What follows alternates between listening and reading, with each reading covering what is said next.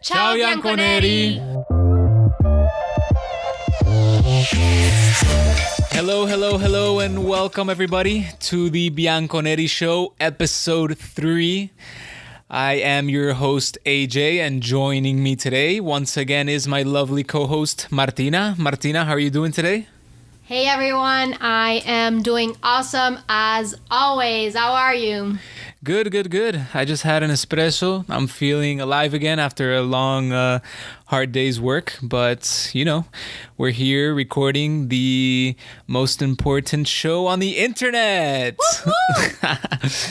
We have a great show in store for you today. We'll be talking about the Asia Tour analysis, some new and exciting and not so exciting transfer news, and also some Juventus away kits and other news.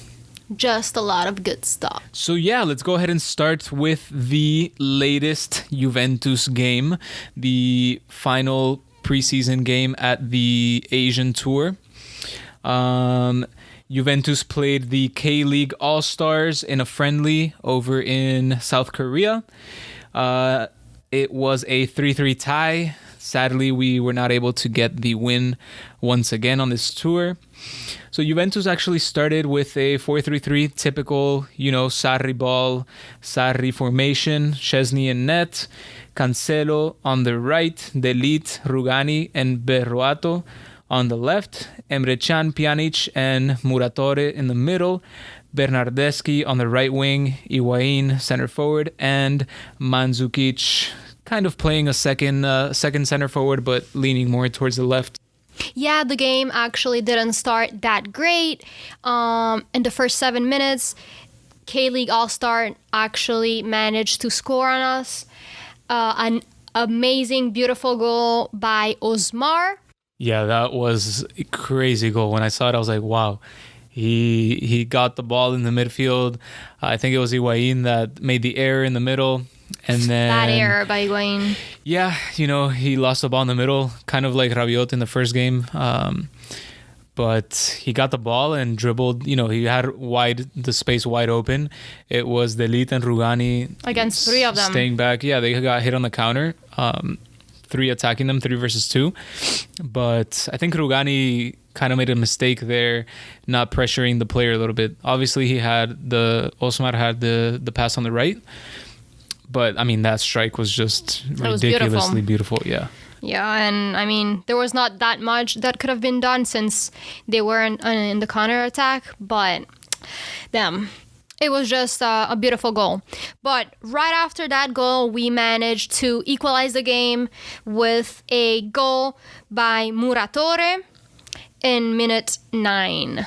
Yeah, so 2 minutes after their goal. A minute and a couple seconds. It was less than 2 minutes. Counting the time, that it takes to get back to the center of the pitch and all of that. It was basically right away. Yeah, pretty instant response from Juve. They had a nice set of passes going through. And I think we got lucky on the pass right before Higuain's assist. Was falling, and then he managed to pass it. But it was a nice strike by Muratore. Nice goal, nice build-up. Again, a little preview of what Sarri ball should be like. So that was nice to see, Juve with the response immediately. Yeah, then we just went back again, losing the ball and having some errors in the field. It wasn't that good of a halftime, to be honest, by Juve. Yeah, it was not that great of a game, especially in the first half, even in the second half. But we were getting constantly hit on the counter. I thought they were going to score multiple times. And yeah, we saw that in minute 45. They got the second goal. It was a pretty nice goal again. And did you see they did the triple Ronaldo celebration? That was crazy. I was like, oh my God, what are they doing? And Ronaldo was just looking at them from the bench. Yeah, he was just laughing at them, I don't know if he was laughing. He was kind of laughing, maybe like, I'm not sure. I don't know. Actually, Cecinha, the author of the goal, he's Brazilian, and before the match, he was saying, I really want to get Ronaldo's jersey, and I have an advantage over all the rest of the K-League All-Stars because he actually speaks Portuguese. So we could actually see him at halftime going into the tunnel talking to Cristiano. So trying to get that jersey. Yeah, in the end he did. I think he posted a he did get a picture on Instagram or on Twitter with Priceless. the jersey. Yeah, and it was pretty. I mean, good for him. You know, you don't always have the opportunity to get a jersey from Cristiano Ronaldo. And I mean, I've never seen another player that celebrates, you know, like that actually against Ronaldo. Yeah, especially in a match against Ronaldo's team, and 3 of them did it. Did the celebration. They had it planned. So, yeah, of course. Anyways, right after halftime, sadly, 5 minutes later, to the start of the second half, minute 50, they scored the 3rd goal. I mean, what can you say? We got hit on the counter so many times that it was expected to happen. But luckily, we got some changes in. Matuidi scored minute 78 with the header, put us 2-3. And then minute 81, beautiful goal by Pereira. He received the pass in the box, did a little, we call it un ocho in Spanish. But all in all, it was a beautiful goal by Pereira. Who knows? Maybe he's giving a glimpse of what he has to bring to Juve. Yeah, for sure. I mean, we saw him last season as well play some minutes, and I liked him. So let's see. Yeah, he's still young. He still has time to develop. And who knows? Maybe we'll see him take lead of the Juventus midfield and attack. So the game actually ended 3-3, a tie for Juventus. Another tie, sadly.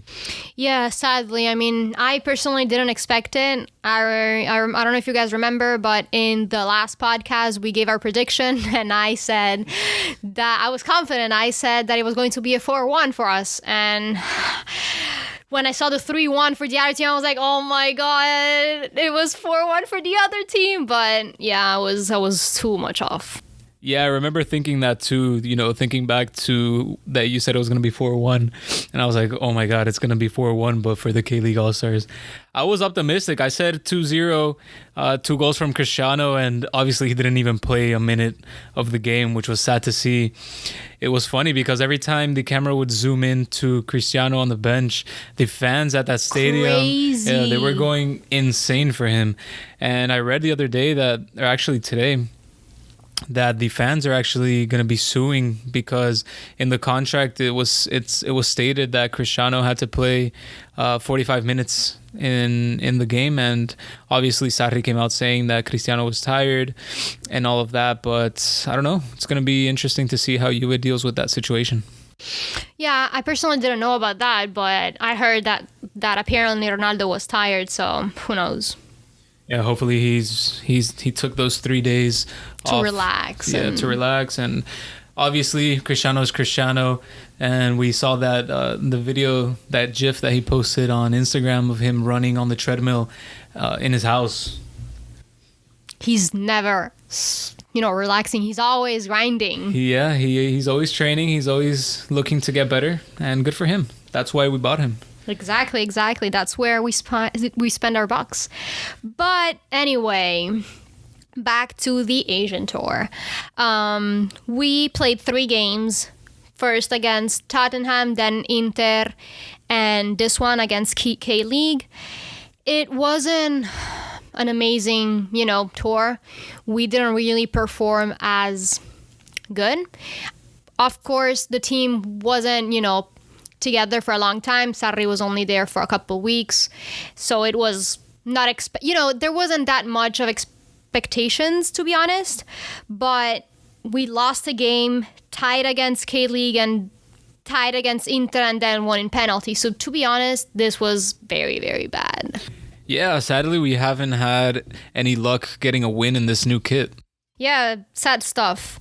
But on the bright side, we actually had an amazing announcement of the new away kit in Shanghai at the Juventus Village. Yeah, it was an incredible opening of the Shanghai Juventus Village. It's an amazing little space for Juve.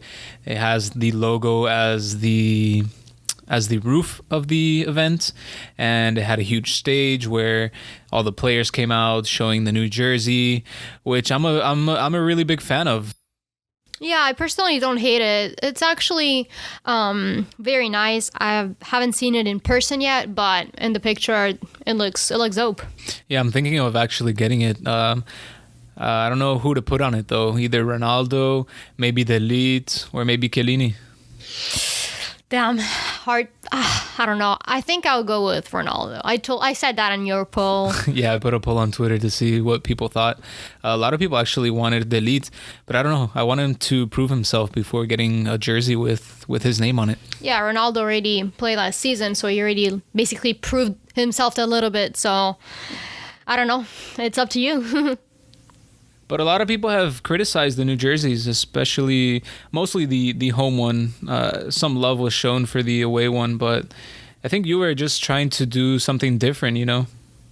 Juve is always trying to be, a step further of any other club.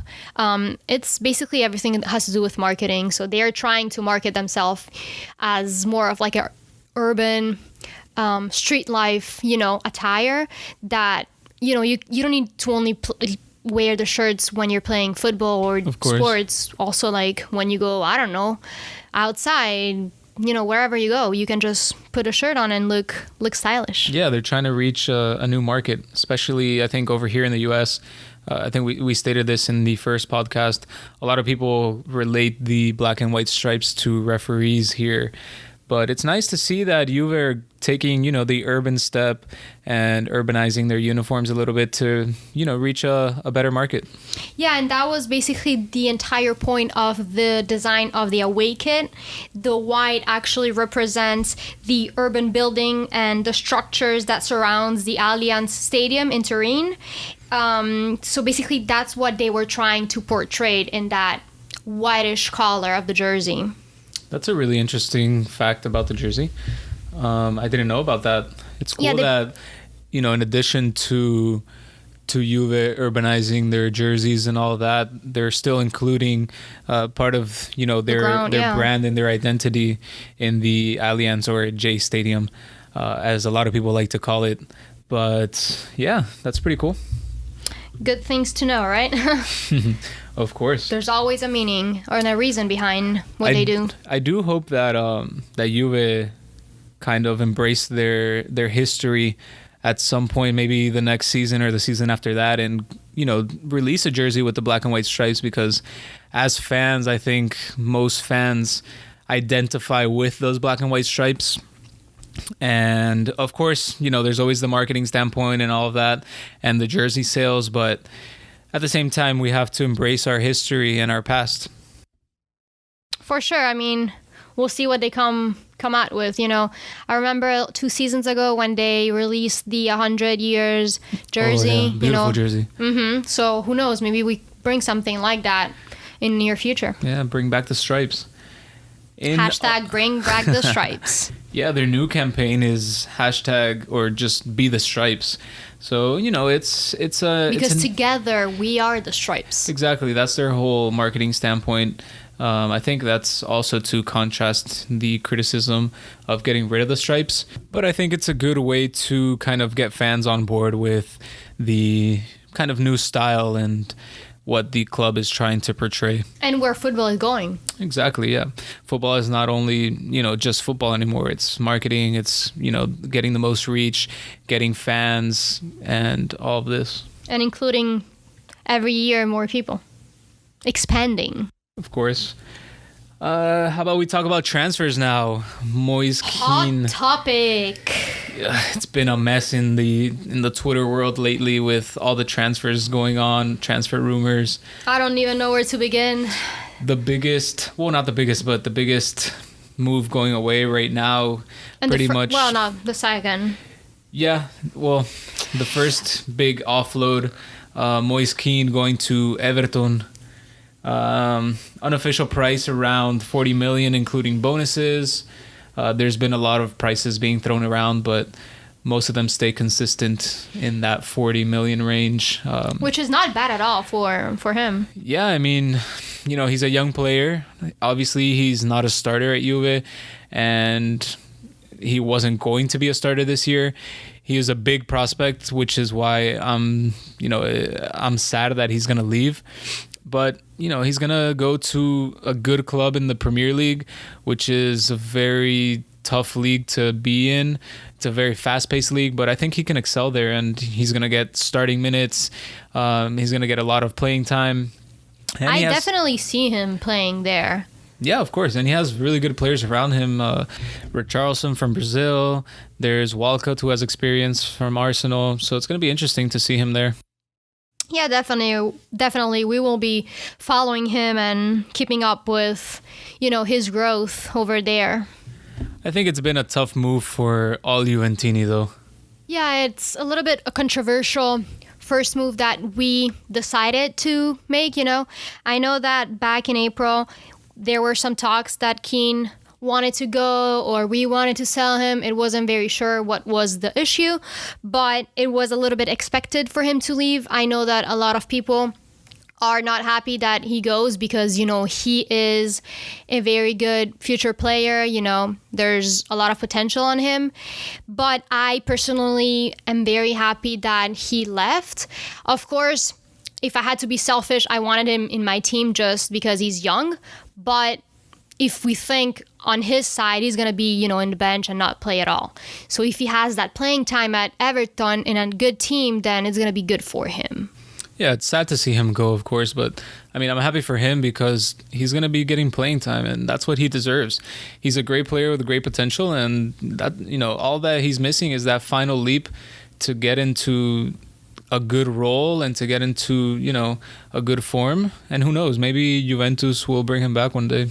Yeah, I'm not super happy that we do not have that buyback clause that I was hoping to get, but I think everybody was hoping for a buyback clause, especially for him, such a young and talented player. But Juventus has the first option, so if anybody makes a bid on him, we are able to match that offer. And Juve and Everton have good relations, so I don't expect there to be a problem if in the future we do want him back to be able to get him.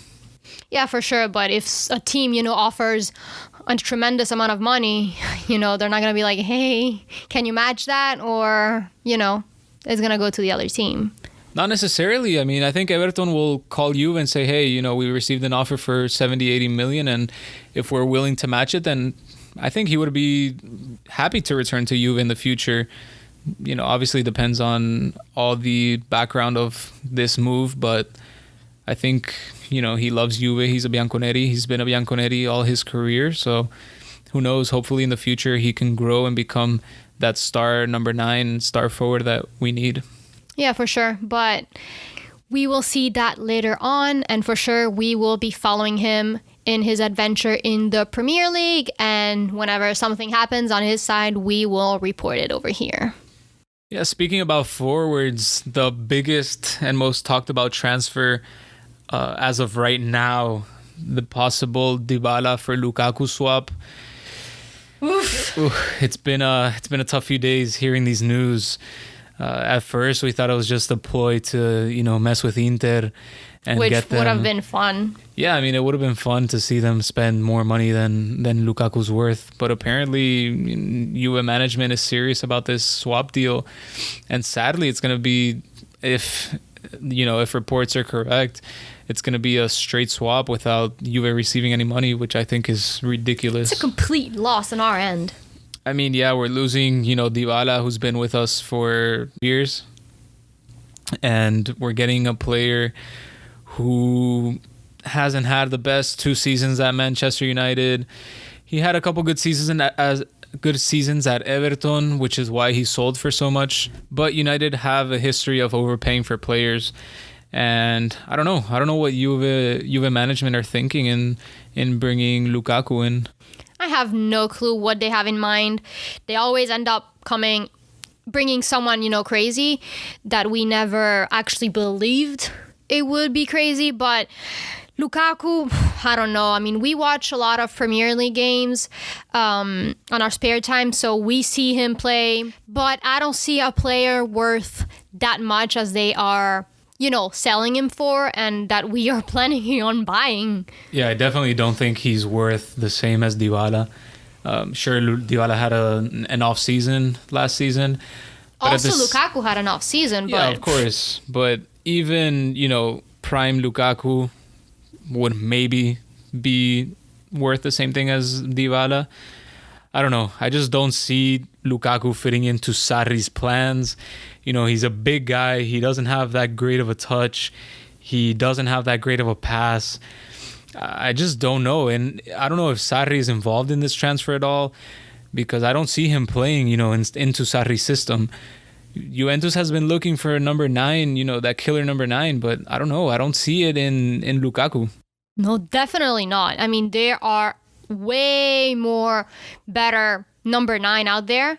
Way better. I mean, I personally like Icardi better than Lukaku. Yeah, I even like Mandzukic and Higuain way over Lukaku, That's a little bit of a stretch. Okay, for me, but at least we don't have to sell Dybala, for a player like him, and then we still have Higuain, we still have Mandzukic, and then we're gonna have Lukaku, then we're gonna have 3 players where 2 don't want to, it's gonna be a mess.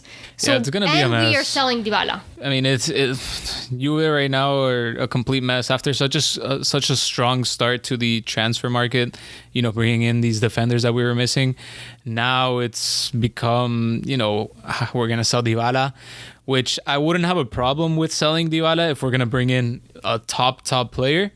But to bring in Pogba, Lukaku, yeah, I mean Pogba, Eriksen, anything like that, and if it's to balance the books, then okay, sell Dybala, bring in Eriksen, who has 1 year left on his Tottenham contract, and I'm betting that Tottenham are willing to sell him for maybe 50 or 60 million, considering he only has 1 year left on his contract. And, rather than letting him go for free next year. And Eriksen himself has said that, he's ready to bring on another challenge. And maybe Juve can be that extra challenge that he needs. Yeah, exactly. I mean, I personally really like Eriksen. I would love to see him at the club way better than Lukaku. But yes, I mean, it's been a couple of tough days in the Juventus world. A lot of people, are taking sides. There are so many, Dybala lovers out there.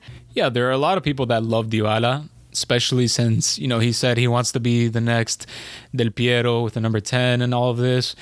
I think he has a lot of potential. We saw that against in his game with Argentina against Chile, that wonderful goal that he scored.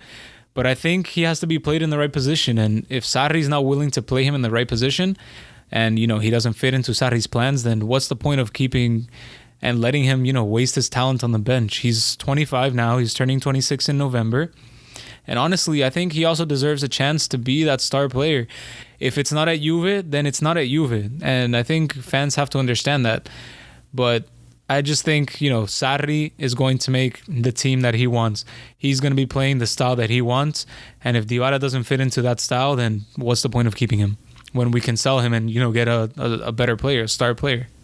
Yeah, I mean, Sarri has been saying how he would like to have Dybala play, either false 9 or behind the 2 strikers. So if Dybala is willing, to play those roles and sometimes play a role that he doesn't like and he's not comfortable, then he has to do it. If he's not, willing to do it, or, there's something else in there that we don't really know, then we can't waste time on him, Yeah, of course. Dybala is due back at Torino on August 5th, but apparently he's going to be there tomorrow on Thursday to train with the team and to talk to Sarri, kind of figure out, what Sarri's game plan is and if he's even part of his plans. And I think Dybala doesn't want to leave, I mean, he said that. He doesn't want to leave. Yeah, I think Juve, I don't know if they're forcing him out because of the comments that he made in April saying that maybe he wanted to leave. But I think, I don't know, Juve has backed him since day one, since he's been at the club. And I think if he shows true desire, wanting to stay and wanting to play under Sarri, and if Sarri has him in his plans, then why not keep him? He obviously loves Juventus and he obviously loves being in Torino. So I don't see why, shipping him out to bring Lukaku in. I don't know. I don't see how that fits anybody's plans. I mean, that swap, I think that it's pathetic and in every single way, So let's think about selling Dybala without bringing Lukaku in. Like, do you think he should go out, like be sold, or what do you think? I think that it all depends Honest opinion. I think that it all depends on Sarri, you know.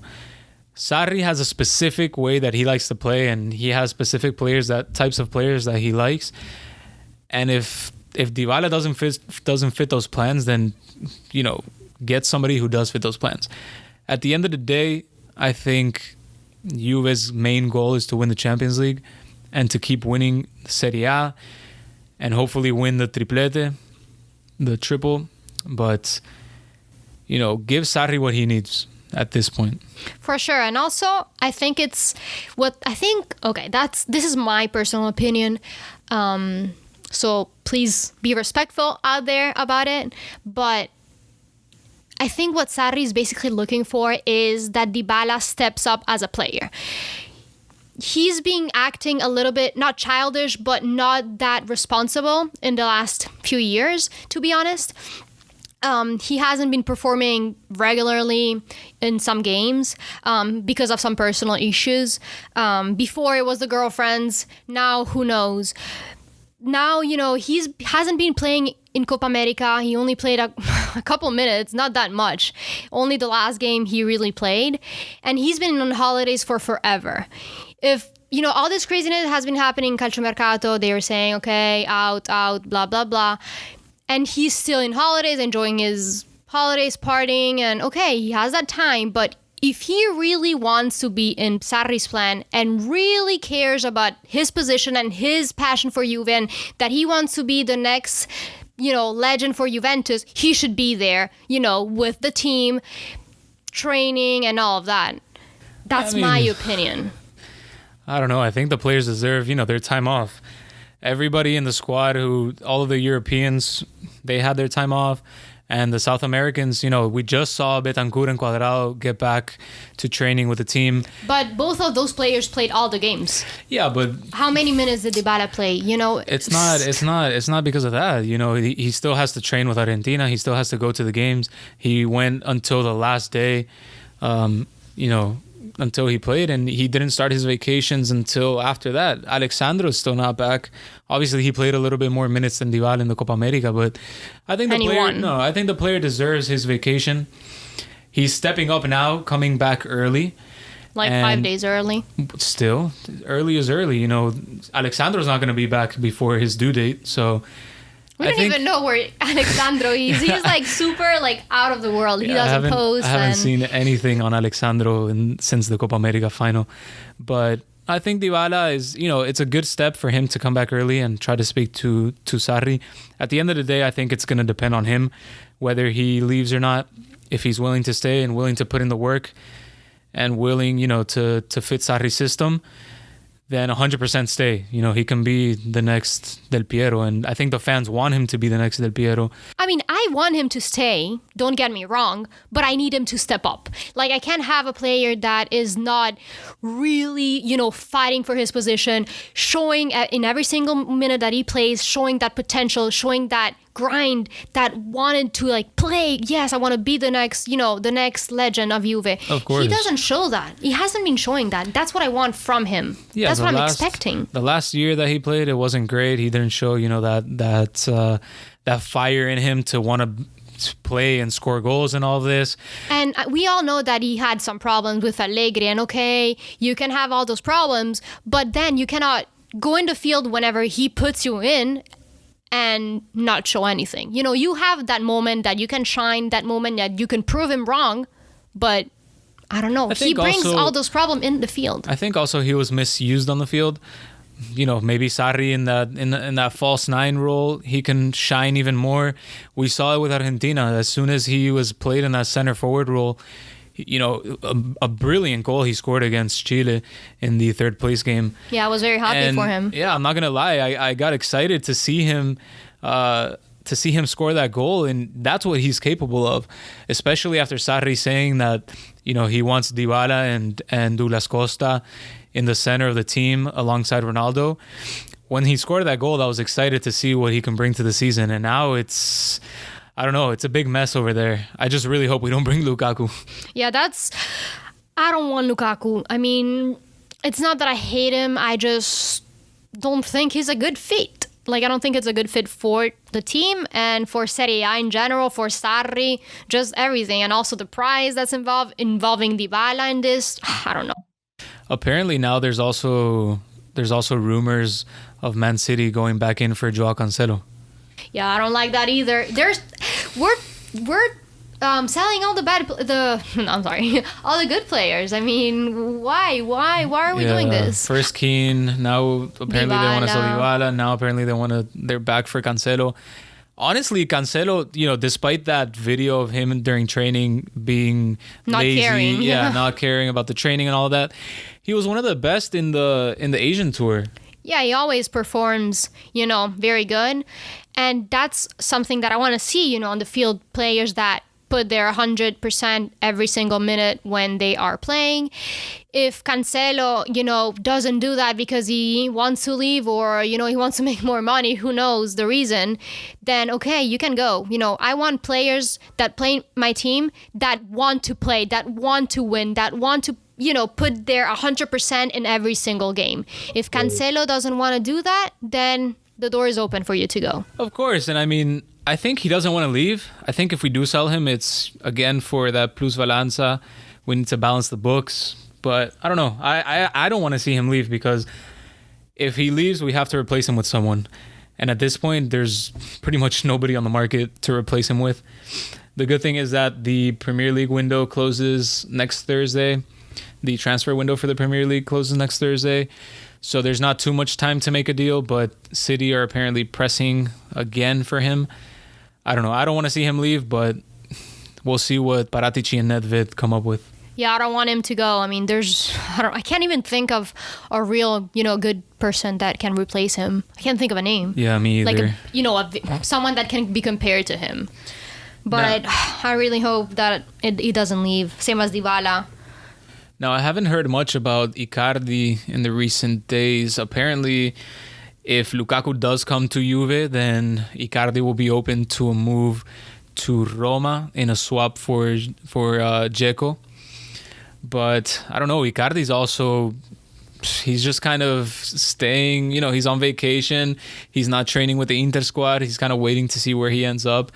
He wants Juve. Yeah, he wants Juve, but it all depends on what Paratici and Nedved at the end of the day. Of course, every time it's all about them. We gotta trust them. Yeah, I mean, they've done their work on the defensive end. Now it's time to figure out the rest. What Juve is gonna do. Even in the middle, I think they did a great job this transfer window. Now it's time to figure out the attack, because we cannot go into the season with Cristiano, Mandzukic, and Higuain up top. I mean, it's gonna be a disaster, in my opinion. Well, we also have Douglas and Bernardeschi. Of course, yeah. Douglas, I'm really excited for. I'm really excited to see Douglas this season. He's so pumped. He's training he's been training while the team was in Asia. Now he joined the team in training in Torino. I'm really excited to see what he has to bring this season. I think he's going to be a key player in that attack. I know that Mandzukic and Higuain are still there, that we had talked before about them, about the potential offers that we had and stuff like that. Who would you sell if you only had to keep one of the two? If I had to keep one of them, well, first of all, if I had a choice, I would sell both of them. But if I had to keep one, I would probably keep Mandzukic. One, because of the leadership that he brings. Two, because he's worth less on the books, so it's cheaper to keep him. Higuain would bring more revenue, in my opinion, and I don't know. I don't see either one of them staying if it was up to me. But of course, it's not up to me. But what about you?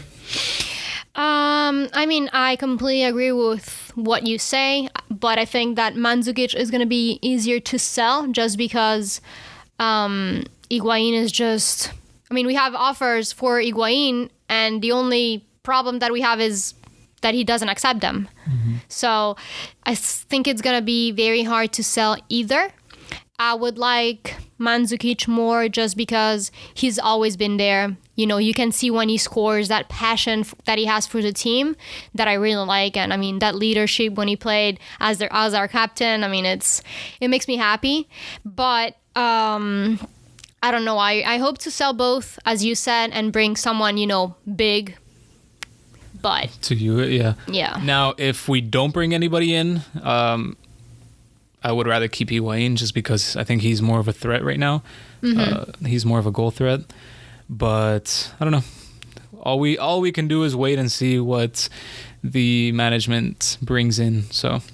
And in between Icardi or Lukaku, who would you like to bring? Don't think about the swap with Dybala. Just think. Yeah, if we were to buy somebody straight out, I would rather Icardi just because I think he's more of a goal threat and he's a better player. But I don't know. That's an interesting question. What do you think? Also, I will also like Icardi more just because he looks like he wants to play for the team, Lukaku, I mean, I haven't heard anything from him. Okay, he accepted, blah, blah, blah, but he never said that, okay, I want to play for Juve. Icardi he's like showing that he wants to play for us, showing that, energy and that want that. Yeah, I also just think that Icardi's he's better at shooting. He's a better passer than Lukaku. He has a better first touch. And he just has that killer instinct to go for goal. But I don't know. And he also has been playing in Serie A. It's like which is the least worst player for Juve at least. Obviously they're both decent footballers. They're both decent number 9s.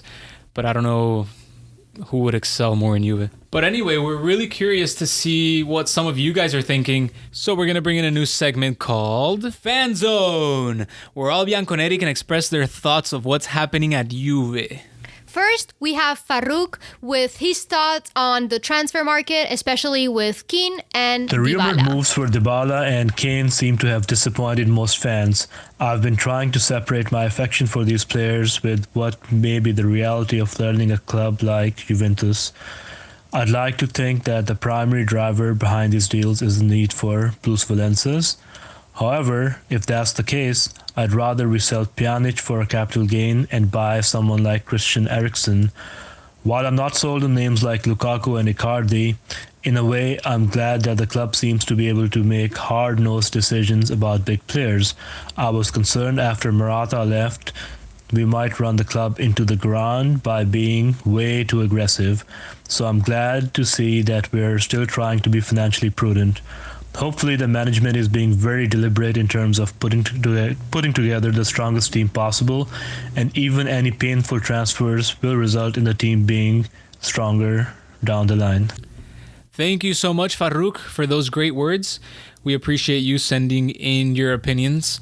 I really agree about, Juve being able to make those tough decisions and not being scared, of what the fans are going to think or of what the players are going to think. We got to do what we got to do to make the team the best possible. And I think in the end, the management has the best intentions in mind. So we're just going to have to wait and see what the team ends up looking like and what happens between Dybala and Sarri. I think it's up to him, his fate. So we're just going to have to wait. And now Juanjo with his thoughts. I have mixed feelings about Dybala leaving. I know he hasn't been doing well. Last year wasn't one of his best, but I'm sure I have high hopes for him. This being one of his best seasons. This would be his 5th season. I read somewhere that he has scored 78 goals for us in 4 seasons. That's almost 20 goals per season. Playing as an attacking mid, segunda punta. And this season, I think the Sarri ball is gonna help him play better than he's used to with Allegri. I think he's gonna have more regularity if he stays, but that's not our decision, That's Paratici and Nedved's decision, and also his. I hope Sarri tells him that he's in the plans for Juventus this season and he stays, but who knows? I think Sarri will tell him that he's in Juventus plans. I think Dybala as a false nine could do his job very well, could score plenty of goals, and might be the best decision for him to stay and ours to keep him. Thank you again, Juanjo and Farouk, for sending in your thoughts about what's going on at Juve. We always appreciate it. And if anybody else wants to feature on the podcast, be sure to hit us up on Instagram or on Twitter. Either message me at JuveAJ on Twitter or Juve.aj on Instagram. And Martina is available at Juve Designer on all platforms. Or you can message our page at The Bianconeri Show on Facebook and Instagram, or on Twitter at Bianconeri Show. Once again, you can catch the podcast on all your podcasting platforms, such as Spotify, SoundCloud, iTunes, and Google Play. If there's any platform that we are missing, please let us know and we'll make it available. Thank you for listening. We'll see you on the next one. Ciao, Bianconeri!